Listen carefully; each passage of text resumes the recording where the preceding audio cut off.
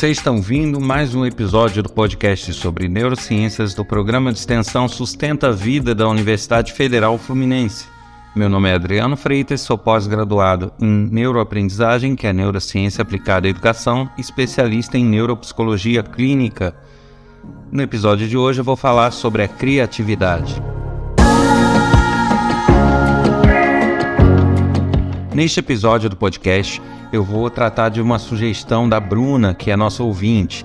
Ela sugeriu que eu falasse do tema criatividade, e eu vou bater um papinho aqui sobre isso.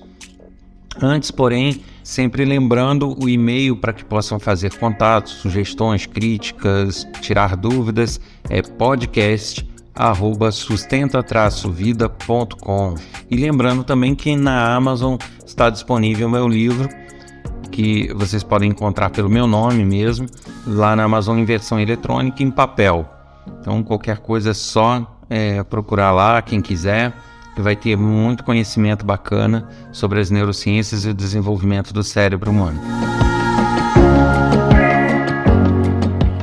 E falando sobre a criatividade, ao contrário do que muitas pessoas imaginam, o nosso cérebro, via de regra, ele não é capaz de criar.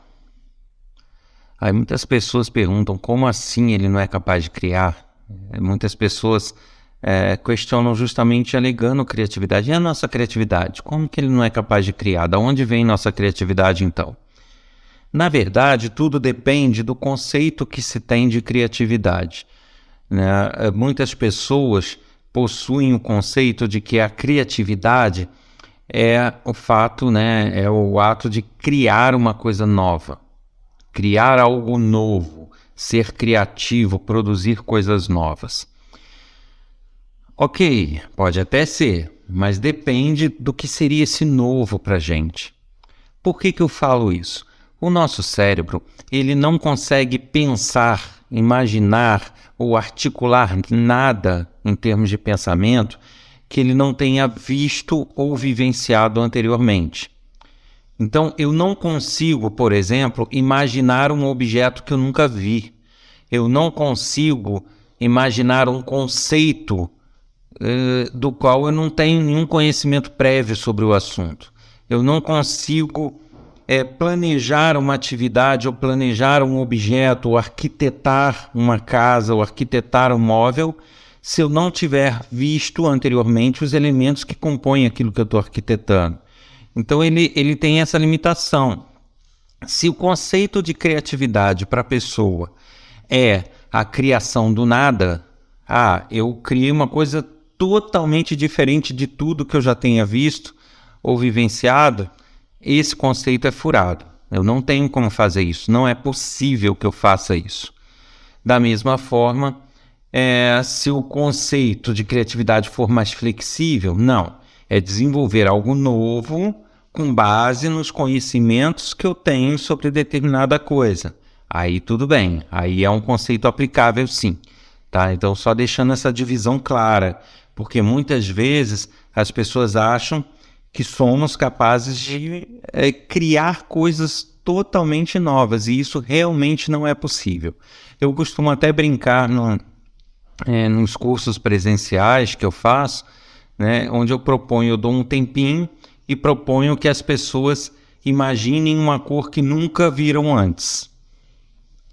Mesmo que elas não sejam capazes de descrever, se você fechar os olhos e tentar imaginar uma cor que você nunca viu, aí você vai ver que você não consegue.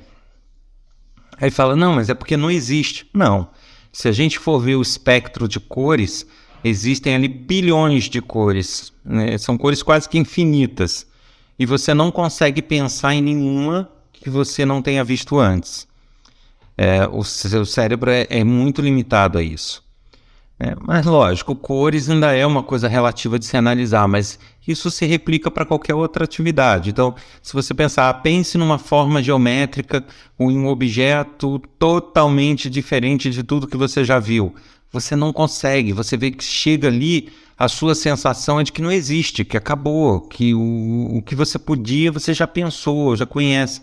Algo diferente, você não fica numa aflição de parecer não existir. É justamente porque o seu cérebro é incapaz disso. Então, a criatividade enquanto conceito de criação não existe. Enquanto conceito de manipulação do que você já conhece, já se viu e já se vivenciou para produzir algo novo, aí tudo bem, aí existe. Tá? Então, é bom a gente partir deste conceito para a gente entender então o que seria a criatividade humana. Ok, então muitos devem estar se perguntando aí, querendo questionar, poxa, se a gente não é capaz de inventar nada do zero, nada que ainda não exista, que não tenhamos visto, como que Thomas Edison, por exemplo, inventou a lâmpada, inventou a máquina de filmar, né, de fazer cinema?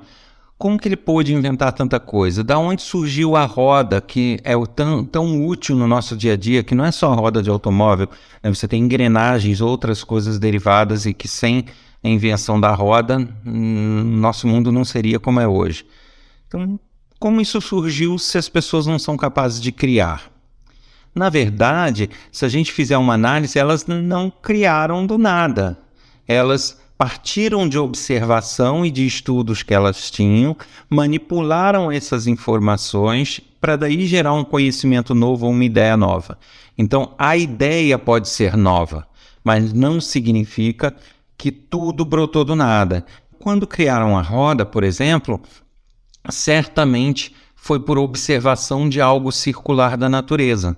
Então, de repente, caiu uma fruta, ela rolou, e aí a pessoa vai associando, vai mudando aquela ideia até chegar no conceito final, na invenção final. Então, é mais ou menos por aí. As pessoas não conseguem criar do nada, mas elas conseguem pegar coisas que elas viram e aperfeiçoar, ou melhorar, ou juntar vários conceitos para gerar um novo. Isso sim. Então, a nossa criatividade funciona desta forma.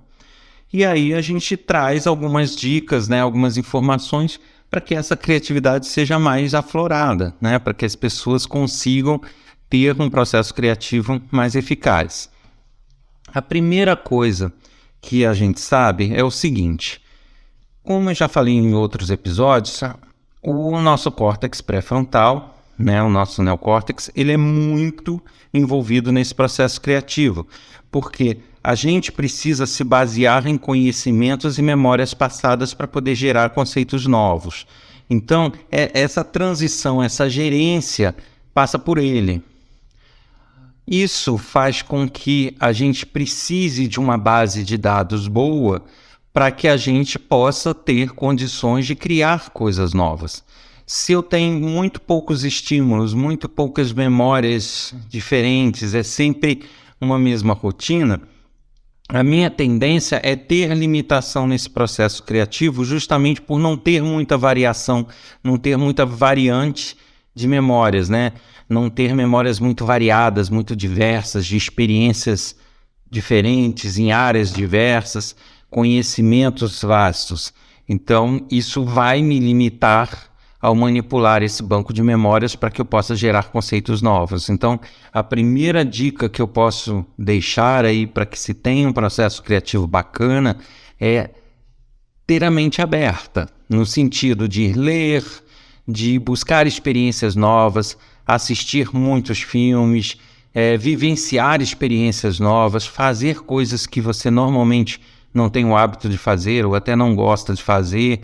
Então, quanto mais experiências diversificadas você acumular, né, eu falo por experiência, tanto a atividade prática quanto a teórica, tanto ver um filme quanto ler um livro, assim como produzir, fazer um artesanato. Então, todo tipo de atividade que você fizer que seja diferenciado vai estar contribuindo para o enriquecimento dessas suas vivências e dessas suas memórias, que por tabela vão ajudar no processo decisório, que é o que eu já falei em outro episódio, e que vão ajudar também na criatividade, pois você vai ter uma base melhor para manipular e daí gerar conceitos novos.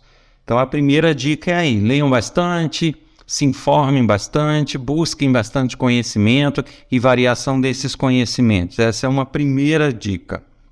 Uma outra coisa que tem forte interferência nas nossas criações, no nosso processo criativo, e que foram pesquisas recentes comprovaram isso, pesquisas relativamente novas, mas que foram capazes de demonstrar isso de forma muito clara, é que todo processo crítico, de autocrítica ou de crítica de terceiros, é um processo limitante para a nossa criatividade. Então, nossa criatividade ela é muito reduzida de forma inversamente proporcional ao processo crítico. Isso significa o seguinte: quanto mais autocríticos nós formos, menos criatividade nós teremos, e vice-versa. Da mesma forma, quanto mais nos sujeitarmos a críticas externas, críticas de outras pessoas, menos criatividade nós teremos, né, dentro desse conceito de gerar coisas novas. Então, receber críticas externas e nos sujeitarmos a elas o tempo todo é muito ruim para a nossa criatividade. Isso poda a nossa criatividade, por mais que sejamos capazes de criar sempre coisas bacanas. Da mesma forma, a autocrítica, né, o perfeccionismo, isso tudo também nos faz limitar a nossa criatividade. Isso foi uma pesquisa comprovada em laboratório, com ressonância funcional, analisando áreas do cérebro, porque as áreas que lidam com críticas e autocríticas do nosso cérebro, eles vão, como que a gente pode dizer, eles formatam, né? Eles criam uma forma, um padrão de pensamento e de atuação que nos faz ter uma visão muito limitada para os problemas e para as situações que a gente precisa resolver.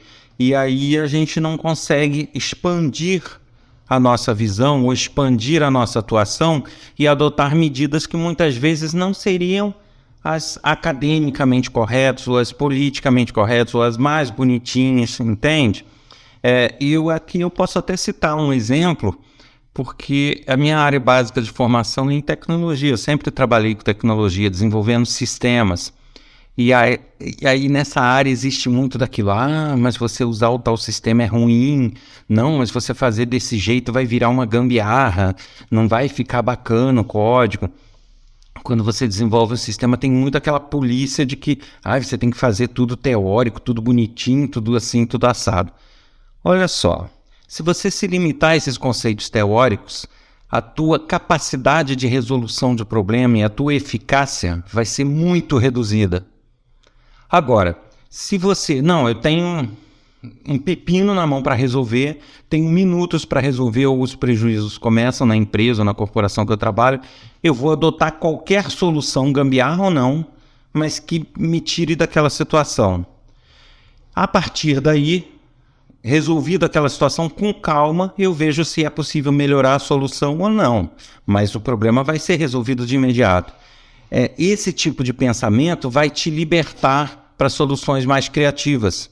Diferente de você ficar o tempo todo se policiando e acatando críticas alheias de que você não deve fazer porque vai ficar feio, não deve fazer porque não é o que se ensina na universidade, não deve fazer porque é um jeito torto de resolver a questão. Tudo bem, pode ser um jeito torto, pode não ser bonito, mas vai resolver? Vai. Eu tenho uma solução bonita naquele momento que resolva com a mesma eficiência? Não. Então, que eu faça.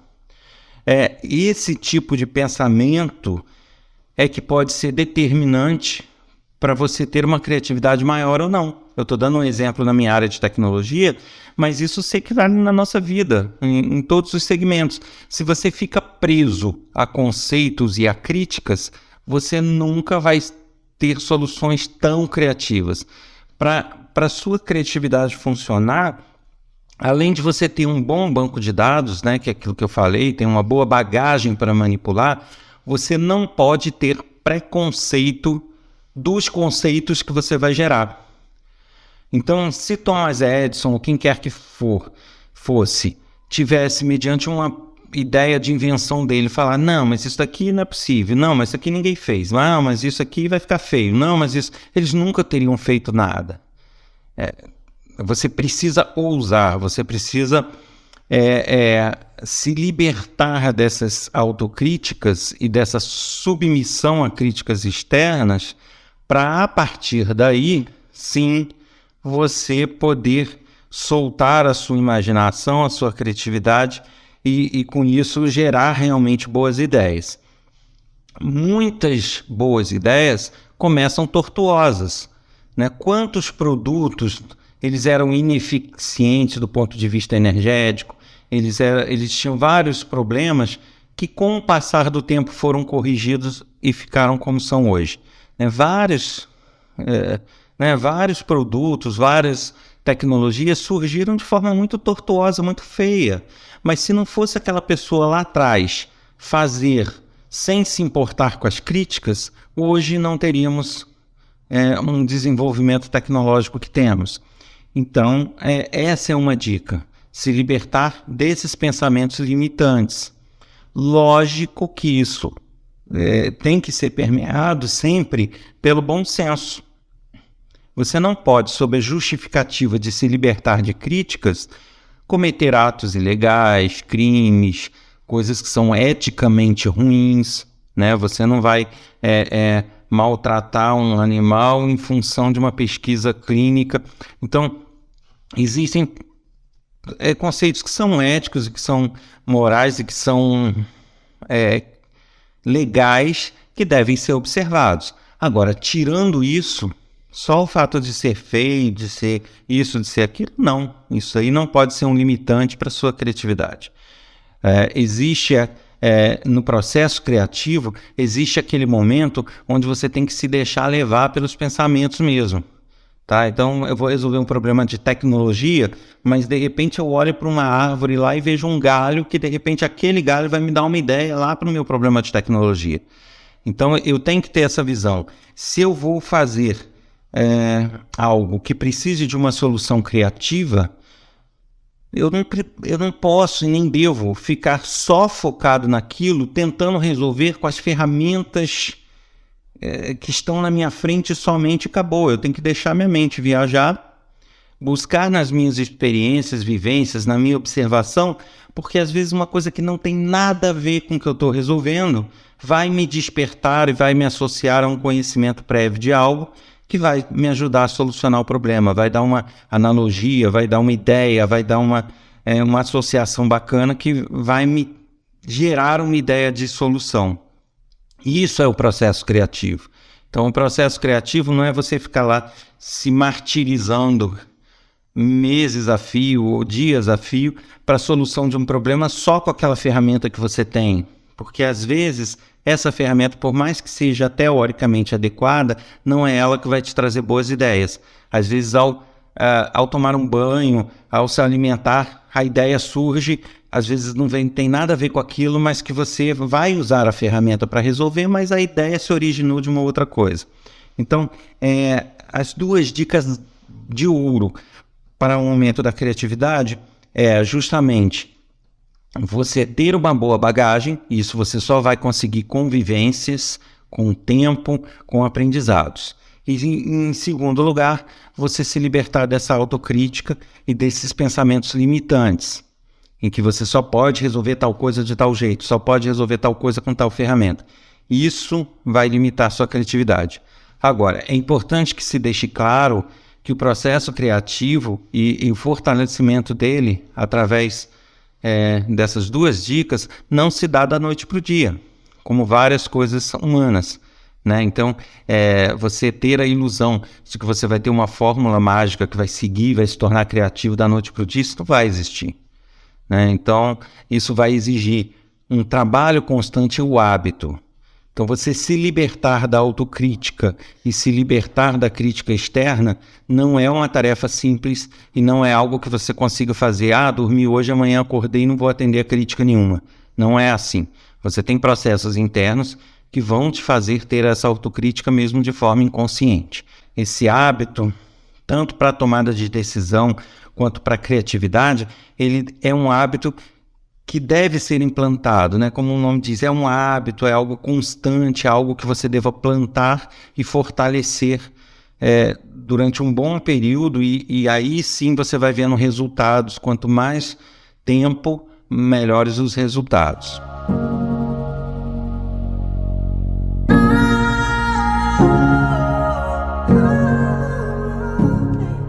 Você ouviu mais um episódio do podcast sobre neurociências do Programa de Extensão Sustenta a Vida da Universidade Federal Fluminense.